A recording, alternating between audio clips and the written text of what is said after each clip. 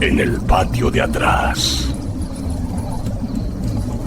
Bienvenido. Apaga la luz, sube el volumen y acompáñame a escuchar lo que ocurrió. La noche ya estaba pesada, pegajosa. Las calles vacías, solo con el zumbido distante de algún motor y el eco de mis propias ruedas. Llevaba horas, kilómetros.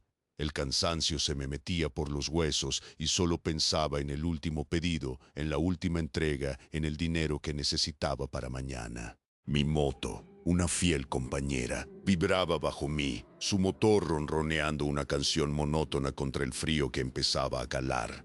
La pantalla del móvil, mi guía y mi condena, brillaba con ese blanco azulado que quema los ojos cuando el resto del mundo es oscuridad. Un nuevo pedido. Siempre hay uno más, siempre. Esta vez, sin embargo, el nombre del cliente era extraño. Una secuencia de letras que no formaban una palabra real, como si alguien hubiera golpeado el teclado al azar. Lo normal era ver nombres comunes, a veces un apodo, pero esto era distinto. No le di importancia a la verdad. Uno está tan agotado que la mente busca excusas, atajos, pensé. Un error del sistema, una broma de algún programador. La dirección, en cambio, sí me hizo fruncir el ceño. Un número de portal que no existía en esa calle.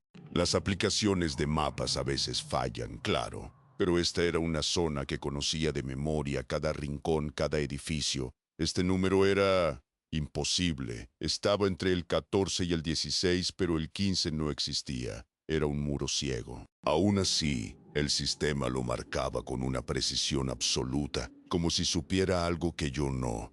Era solo un detalle, ¿sabes? Una minucia. Pero ahí estaba. Acepté el pedido. Necesitaba el dinero. Tenía que hacerlo. Recogí el paquete del restaurante. Una caja de cartón genérica, de las que se usan para casi todo.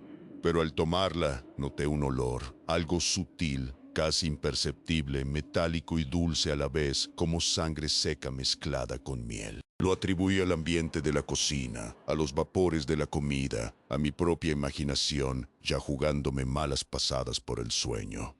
Pero el olor no era de comida. Y luego, al confirmar la recogida en mi dispositivo, sentí un frío, un punto gélido en la yema del pulgar, justo donde la pantalla debía registrar mi toque. Un frío que no era de la noche, sino de algo más profundo, algo que no entendía. Seguí adelante. Tenía que seguir. Llegué a la calle que marcaba la aplicación. Era una arteria secundaria, normalmente con algo de movimiento, pero esa noche estaba muerta. Las farolas parpadeaban, lanzando sombras largas y danzarinas que hacían que cada árbol pareciera una figura agazapada. El número imposible me llevó directamente a ese muro ciego. Un muro de ladrillo visto, sucio, con grafitis descoloridos. No había portal, no había puerta, solo el muro. Me bajé de la moto, el motor todavía caliente, y miré el móvil. La flecha parpadeaba en el punto exacto donde estaba el muro. El paquete en mis manos se sentía diferente, más pesado de lo que debía ser, como si el contenido se hubiera densificado. Un peso muerto, denso, que me hundía la mano. Intenté llamar al cliente, pero la llamada no conectaba, solo un pitido vacío, como si el número no existiera. La aplicación, sin embargo, me instaba a completar la entrega, firme para finalizar. Acerqué el dispositivo a lo que se suponía que era el punto de entrega. La pantalla se iluminó, y entonces lo vi. No había un campo para escribir un nombre. En su lugar había una serie de marcas, profundas, angulares, como si alguien hubiera arrastrado algo afilado sobre la pantalla. No eran letras, eran rasguños, como garras. Miré el muro, luego el móvil. El sudor frío me corrió por la espalda. ¿Quién había firmado eso? ¿Cómo? Mi pulgar, casi por inercia, se posó sobre una de esas marcas para intentar borrarla, para intentar, no sé, reiniciarlo. Y en ese instante sentí un quemazón. No era el calor normal de la pantalla, era un dolor punzante, como si una aguja invisible me hubiera pinchado la yema del dedo. Aparté la mano de golpe. La firma seguía ahí, inalterable. Decidí que ya era suficiente, no iba a quedarme allí más tiempo. Tomé una foto del muro, del paquete, de la pantalla con la firma imposible. Intenté llamar a la central, a despacho. La voz de la operadora sonaba lejana, casi robótica. Le expliqué lo de la dirección, lo de la firma. Ella, con una paciencia que sonaba a desinterés, me dijo que el pedido aparecía como entregado con éxito en el sistema, con una firma digital validada. No hay incidencias, señor. Puede volver a la base. No podía creerlo. La impotencia me carcomía. La llamada se cortó. Me quedé solo, bajo las farolas parpadeantes, con el paquete en la mano y el quemazón en el pulgar. El aire se volvió más frío, y el olor metálico y dulce volvió, más fuerte esta vez, como si el muro mismo lo exhalara. De vuelta en la moto, el motor rugía, pero el sonido no me reconfortaba. Sentía la mirada del muro en mi espalda, aunque sabía que era una tontería. El quemazón en mi pulgar persistía, una molestia constante. Estacioné la moto en mi edificio, bajo la luz tenue de un foco. Mientras me quitaba el casco, algo me llamó la atención. En el guardabarros delantero, justo encima de la rueda, había un rasguño, una línea fina pero profunda que atravesaba la pintura metálica. No era un arañazo cualquiera, era demasiado limpio, demasiado preciso, como si algo afilado, muy afilado, hubiera sido arrastrado con intención. No recordaba haber golpeado nada. Soy cuidadoso con la moto, es mi herramienta de trabajo, mi sustento. Toqué la marca con la yema de los dedos. El borde era áspero, como un corte reciente en la piel. Me quedé allí, bajo la luz amarilla con el corazón latiéndome fuerte. Pudo haber sido en la calle del muro. Quizás al aparcar la moto, sin darme cuenta, intenté racionalizarlo. El cansancio, la oscuridad, un descuido. Pero la forma del rasguño, esa precisión no encajaba. Al entrar a mi apartamento, me quité la chaqueta y la colgué. Sentí un picor, una irritación en el antebrazo izquierdo. Me remangué la manga de la camisa y ahí estaba, una marca casi idéntica a la de la moto. Fina, roja, apenas un rasguño superficial, pero con la misma forma, la misma precisión extraña. No recordaba haberme golpeado. No había sentido nada. ¿Cuándo había aparecido? La observé, aturdido. Era una línea limpia, como si un hilo invisible y afilado hubiera rozado mi piel. El calor del baño, el vapor, la hicieron más visible, más roja. Intenté lavarla, frotarla, pero la marca persistió. Era real. No era una ilusión. Al día siguiente llamé a mi supervisor. Le conté lo del pedido, lo del muro, lo de la firma.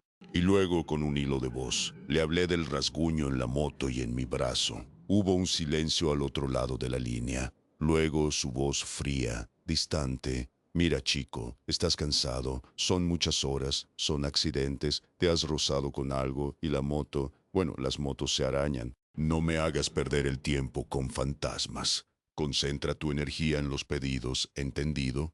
La vergüenza me invadió. Me sentí un idiota, un paranoico. Me colgó. La presión de la empresa, de la necesidad de mantener el trabajo, me empujó a callar, a negar lo que mis ojos y mi piel me gritaban. Pero la marca en mi brazo, ahora más visible, más roja, no se iba. Y la de la moto, bajo la luz del sol, parecía brillar con una extraña intensidad. Los días siguientes fueron una mezcla de negación y una creciente sensación de inquietud. Intentaba convencerme de que todo era producto del estrés, de las noches sin dormir, pero cada vez que pasaba por el muro sentía un escalofrío, y las marcas en mi piel y en la moto no desaparecían. La del brazo se había vuelto una línea blanquecina, como una pequeña cicatriz. Una noche, un nuevo pedido. Esta vez la dirección no era imposible en el mapa, pero me llevó a las afueras, a una zona industrial abandonada. Edificios de ladrillo rotos, ventanas ciegas, óxido y silencio. El aire era denso, pesado, con un olor a humedad y a metal viejo. La aplicación me guió hasta lo que parecía ser una antigua fábrica. El portal, desvencijado y cubierto de hiedra seca, estaba entreabierto. No había luces, no había sonido de vida. Solo la oscuridad y el viento silbando entre las ruinas. La flecha del móvil parpadeaba insistiendo en que la entrega era allí. Me bajé de la moto, el corazón latiéndome con fuerza contra las costillas. El paquete en mis manos se sentía frío a pesar de que la noche no era tan gélida. Un frío que calaba los huesos, que no era del ambiente. Al acercarme al portal, el silencio se rompió. Un sonido, un rasguño, venía de dentro de la fábrica. No era un animal, no era el viento, era un sonido seco, rítmico, como algo arrastrándose sobre hormigón. Como si uñas muy largas o garras estuvieran raspando una superficie. Me detuve en seco, conteniendo la respiración. El sonido se detuvo. El silencio volvió más opresivo que antes. Mi propio aliento me parecía ruidoso. Me obligué a seguir. Tenía que entregar el paquete. Tenía que acabar. Me asomé al portal. La oscuridad era total. Un abismo negro. No se veía nada. Pero el olor metálico y dulce, el mismo que había sentido en el primer paquete, era ahora abrumador. Me quemaba la nariz. Me producía náuseas. Sentí un mareo repentino. Mis piernas temblaron. No podía entrar ahí. No iba a entrar. Dejé el paquete justo en el umbral del portal, sobre el hormigón agrietado. Al soltarlo, sentí una resistencia. Una fuerza sutil pero innegable que parecía tirar del paquete hacia adentro, hacia la oscuridad, como si no quisiera ser liberado, como si se aferrara a mis manos. Tuve que hacer fuerza para soltarlo. Me di la vuelta y corrí hacia la moto, sin mirar atrás. El motor arrancó a la primera, un alivio. Mientras me alejaba, juraría haber escuchado de nuevo ese rasguño, más fuerte, más cerca, como si la cosa dentro de la fábrica se hubiera movido hacia la entrada. Justo donde había dejado el paquete, la imagen de la oscuridad total y el olor dulce y metálico se quedaron grabados en mi mente. A partir de esa noche, cada entrega se convirtió en una tortura silenciosa.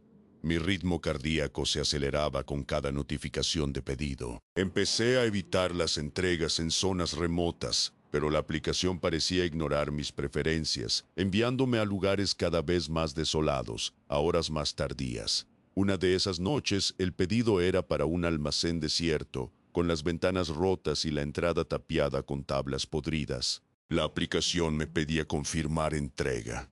Al igual que la vez anterior, no había campo para un nombre. En su lugar, la pantalla mostraba un símbolo. No eran rasguños esta vez. Era un diseño intrincado, como un glifo antiguo, pero con bordes afilados, casi orgánicos, que se entrelazaban como venas o raíces. Era hipnotizante y perturbador a la vez. No me atreví a tocarlo. Solo pulsé confirmar con el dorso del dedo. La pantalla parpadeó y el símbolo desapareció, reemplazado por el mensaje entrega completada. Pero el horror no terminó ahí. Al recoger el paquete vacío que había dejado en el suelo como prueba de la entrega, noté algo, una mancha, oscura, casi negra, pero con un brillo aceitoso. Estaba en el plástico que envolvía la caja. No era suciedad, no era grasa. La toqué con la punta del guante. Era pegajosa, viscosa, y el olor metálico y dulce, mezclado con algo más, algo putrefacto, como carne en descomposición, se hizo insoportable. Me quité el guante de golpe. La mancha se había extendido. No solo estaba en el plástico, sino que había traspasado la fina tela del guante y ahora estaba en mi piel. Un punto oscuro, pegajoso, en la yema de mi dedo índice. Intenté limpiarlo con la manga de mi camisa, pero solo se esparcía, dejando un rastro aceitoso y el hedor persistente.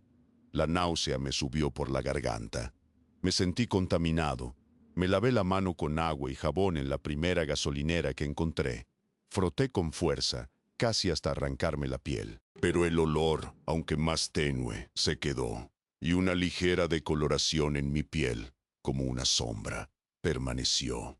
La sensación de que algo se había adherido a mí, de que algo me había marcado, era ineludible.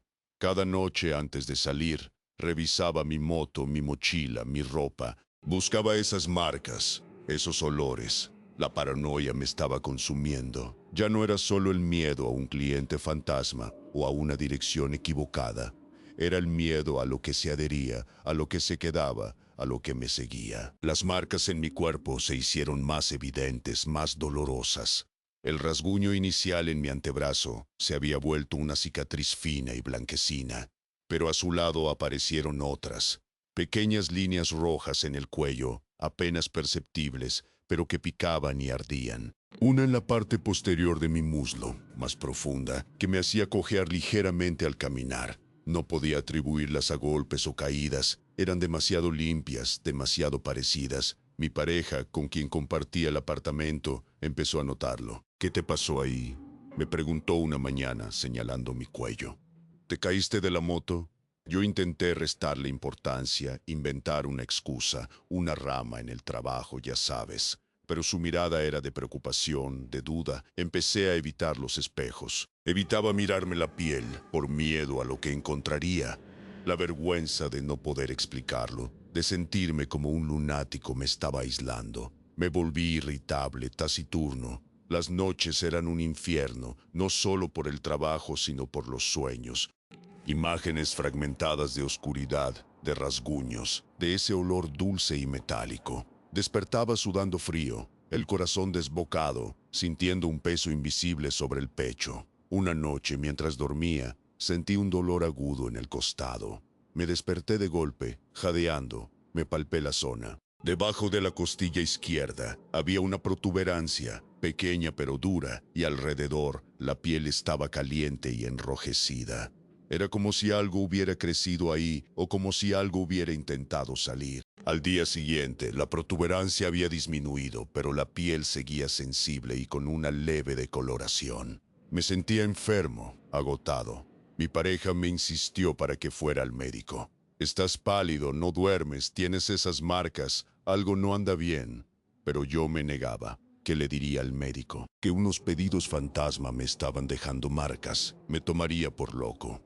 La presión social, el miedo a ser juzgado, a ser internado, me mantuvo en silencio. Me encerré en mí mismo. Dejé de hablar de mi trabajo, de lo que veía, de lo que sentía, pero el miedo era una constante. El miedo a cada nuevo pedido, a cada nueva dirección, a cada nueva marca que aparecería en mi piel. La sensación de que no era solo un repartidor, sino un lienzo, un mapa, donde algo estaba escribiendo su propia historia. Y la tinta era mi propia carne. Una noche, la aplicación me mostró un último pedido. El destino era una calle que conocía bien, una zona residencial normal. Pero el número de la casa era, de nuevo, ese número imposible. El que estaba entre el 14 y el 16, donde solo había un muro ciego. Mi corazón se encogió. Sabía lo que significaba. Esta vez la moto se sentía pesada, como si se resistiera a avanzar. Mis manos temblaban en el manillar. Al llegar, la calle estaba completamente a oscuras. Las farolas no funcionaban. Solo el débil resplandor de mi móvil iluminaba el camino y el muro. Ahí estaba. Pero esta vez no era solo un muro. La casa del lado, la que solía ser una vivienda normal, ahora parecía abandonada. Las ventanas rotas, la pintura descascarada, el jardín invadido por la maleza, un aspecto decrépito que no recordaba. La aplicación me guió hasta la entrada de esa casa. El portal estaba entreabierto, chirriando con el viento. No había timbre, no había luz, solo la oscuridad y el silencio. Me acerqué con cautela, el paquete en mis manos, sintiendo su peso inusual, y entonces lo vi. En el porche, justo frente a la puerta entreabierta, había algo. No era el paquete que llevaba, era mi propia mochila de reparto, la que usaba todas las noches. Estaba abierta, tirada en el suelo, y de su interior, esparcidos, estaban los recibos, los cargadores, las herramientas, todo lo que siempre llevaba. Y el paquete que yo había entregado la noche anterior en la fábrica abandonada, el que tenía la mancha viscosa, estaba allí también, pero ahora estaba rasgado, abierto de forma violenta, como si algo lo hubiera desgarrado. Mi respiración se aceleró.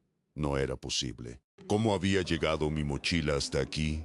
¿Quién la había abierto? Me agaché, tembloroso, y miré dentro del paquete rasgado. Entre los restos de lo que había llevado, encontré algo, un objeto pequeño, del tamaño de mi pulgar. Era blanquecino, irregular, con una textura rugosa. Parecía un fragmento de hueso o un diente, pero retorcido, deforme. Y estaba cubierto por la misma sustancia viscosa, oscura, con ese olor metálico y dulce que ahora me revolvía el estómago. Lo recogí con la punta de mis dedos, sintiendo su extraña frialdad. Era real. Era tangible, no era una imaginación, no era un rasguño, era un residuo.